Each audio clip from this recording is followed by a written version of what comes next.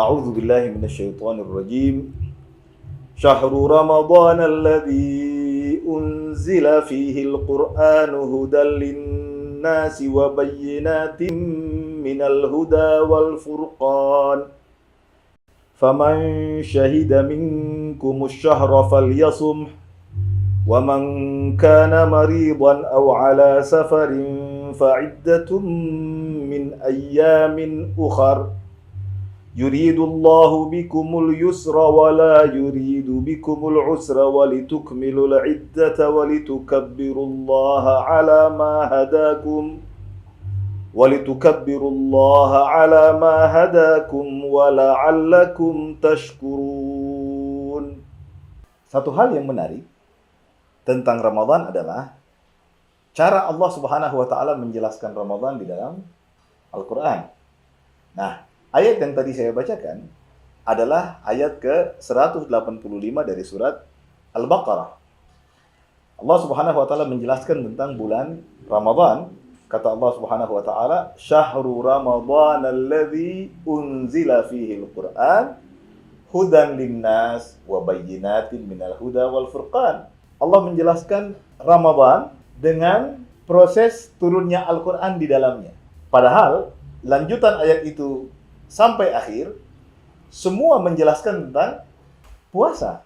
Kapan seseorang harus berpuasa, kapan dia boleh berbuka, dan keinginan Allah agar kita mudah dalam melaksanakan perintahnya dan Allah tidak ingin menyulitkan kita, dan juga keinginan Allah agar kita menuntaskan puasa kita sampai sebulan penuh. Artinya ayat ini secara keseluruhan berbicara tentang Ramadan dan puasa di bulan Ramadan. Yang unik adalah di sela-sela penjelasan Allah tentang bulan Ramadan dan kewajiban puasa yang ada di dalamnya dan beberapa tata caranya, justru Allah membuat penjelasan awal tentang bulan Ramadan itu bukan dengan puasa, tapi Allah katakan Syahrul Ramadan alladzi unzila fihi al-Qur'an. Bahwa bulan Ramadan ini adalah bulan yang di dalamnya Allah turunkan Al-Quran menjadi petunjuk bagi manusia dan menjadi pembeda antara yang benar dan yang salah. Menjadi pembeda antara yang hak dan yang batil. Ini sesuatu yang tidak boleh kita biarkan berlalu tanpa kita fikirkan secara lebih. Bahwa ada hubungan khusus antara bulan Ramadan dengan Al-Quran. Bahwa Allah jelaskan di bulan Ramadan inilah Allah turunkan Al-Quran. Nah, Abdullah bin Abbas menjelaskan bahwa di bulan Ramadan Allah Subhanahu wa taala menurunkan Al-Quran sekaligus secara lengkap di langit dunia. Dan secara bertahap setelah itu baru Allah Subhanahu wa taala menurunkannya kepada Nabi kita Muhammad sallallahu alaihi wasallam lewat perantaraan malaikat Jibril. Ada 12 bulan dalam setahun. Tetapi Allah Subhanahu wa taala memilih bulan Ramadan sebagai bulan di mana Allah turunkan Al-Qur'an di dalamnya. Maka ada kemuliaan pada bulan Ramadan yang menjadi alasan mengapa Allah Subhanahu wa taala menurunkan Al-Qur'an di dalamnya, seperti juga Al-Qur'an yang mulia ikut memboboti Ramadan dan menambah kemuliaannya saat ia diturunkan di bulan Ramadan. Jadi, Allah tidak begitu saja memilih bulan Ramadan sebagai bulan di mana Allah turunkan Al-Qur'an. Tentu Allah Subhanahu wa taala memiliki alasan mengapa Ramadan dipilih sebagai bulan di mana Allah turunkan Al-Quran. Itu yang pertama. Yang kedua, Jibril alaihissalam setiap tahun datang menemui Nabi untuk memberikan kesempatan kepada Nabi bermudarasah, bermu'aradah. Kata ulama, al-mudarasah, al-mu'aradah itu adalah Nabi SAW membacakan kembali apa yang sudah beliau hafalkan dari Al-Quran. Beliau membacakan kembali apa yang sudah terpatri di dalam hatinya. Saat Jibril datang terus-menerus kepadanya, membawa ayat-ayat Al-Quran itu kepadanya, Nabi bacakan kembali di hadapan malaikat Jibril. Untuk memastikan kesempurnaan bacaan Nabi, keutuhan Al-Quran di hati Nabi, dan sudah pasti tetaplah utuh Al-Quran itu di hati Nabi SAW karena Allah menjaminnya. Inna nahnu nazzalna dzikra wa inna lahu lahafidhun. Tetapi untuk menunjukkan tentang hubungan yang kuat antara Ramadan dan Al-Quran, Jibril juga memilih Ramadan untuk menjadi waktu di mana Jibril datang menemui Nabi dan memberikan Nabi kesempatan bersama Jibril melakukan mudarasah dan mu'aradah Al-Quran. Ini dijelaskan dalam hadis Muslim.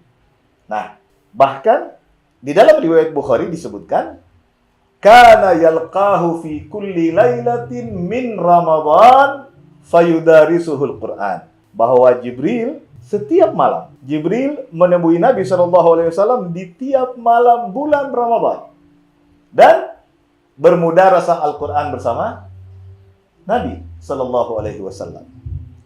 Jadi ini dua hal yang mesti menjadi perhatian kita.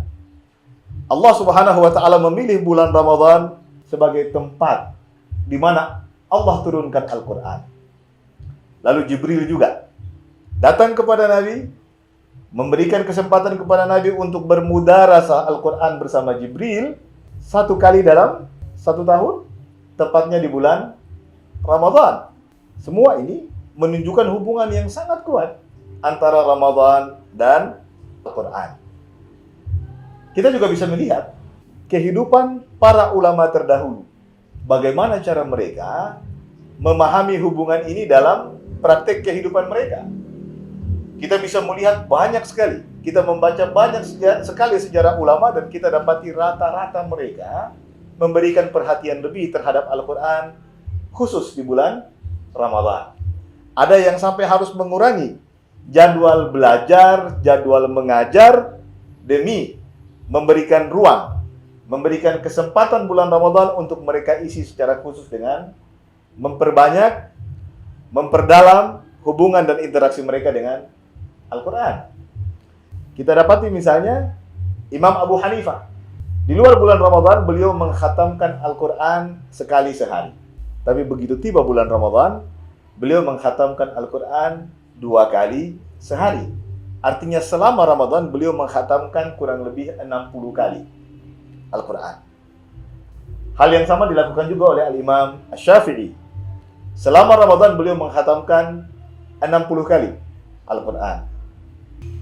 Imam Malik dijelaskan oleh saudara perempuannya saat ditanya tentang apa kesibukan Imam Malik di rumah, kata beliau, al-mushafu wat tilawah. Kesibukan Imam Malik khususnya di bulan Ramadan adalah al-mushaf wat tilawah, Al-Quran dan membaca Al-Quran. Imam Ahmad juga disebutkan beliau menghatamkan Al-Quran sebanyak 30 kali. Imam Bukhari juga sama. Beliau menghatamkan Al-Quran di siang hari bulan Ramadan. Jadi setiap siang di bulan Ramadan beliau khatamkan 1 kali Al-Quran. Artinya selama sebulan beliau menghatamkan Al-Quran sebanyak 30 kali. Dan di malam hari saat beliau sholat malam, beliau menghatamkan Al-Quran dalam 3 hari. Artinya dalam bulan Ramadan secara total Imam Bukhari menghatamkan Al-Quran sebanyak 40 kali. Perhatian ulama yang begitu luar biasa tentang Al-Quran di bulan Ramadan menunjukkan pemahaman mereka tentang hubungan kuat antara Ramadan dan Al-Quran. Itu sebabnya tidak salah kalau kita menyebutkan bahwa bulan Ramadan itu adalah bulan puasa dan bulan Al-Quran. Teringat saya tentang hadis Nabi SAW yang menjelaskan bahwa di akhirat nanti Al-Quran dan puasa akan datang bersama-sama di hadapan Allah, meminta izin kepada Allah untuk memberi syafaat kepada ahlinya. Mereka berdua secara bersama akan datang kepada Allah dan meminta izin kepada Allah agar diberi kesempatan untuk memberi syafaat kepada mereka yang erat berhubungan baik dengan keduanya di dunia. Mereka yang sering berpuasa dan mereka yang sering membaca Al-Quran. Lalu masing-masing berkata, puasa akan berkata kepada Allah, ya Allah, izinkan aku memberi syafaat kepada teman-temanku yang dulu sering berpuasa di dunia, karena aku telah mencegah mereka dari makan dan minum di dunia. Al-Quran juga demikian, meminta izin kepada Allah agar Allah mengizinkannya memberi syafaat kepada teman-temannya yang dulu sering membaca Al-Quran, dan Al-Quran telah mencegahnya untuk mengurangi tidur di malam hari karena membaca Al-Quran. Nah, kita berharap mudah-mudahan Allah Subhanahu wa Ta'ala menguatkan kita, memberi semangat kepada kita untuk memanfaatkan bulan Ramadan kali ini. Tidak saja dengan puasa sebulan penuh, tetapi juga dengan mengakrabkan diri kita, memperbanyak interaksi kita dengan Al-Quran yang Allah turunkan di dalam bulan Ramadan. Semoga Al-Quran, semoga puasa bisa menjadi teman baik kita, dan karena itu kita mendapat syafaat juga dari Al-Quran dan dari puasa di akhirat kelak.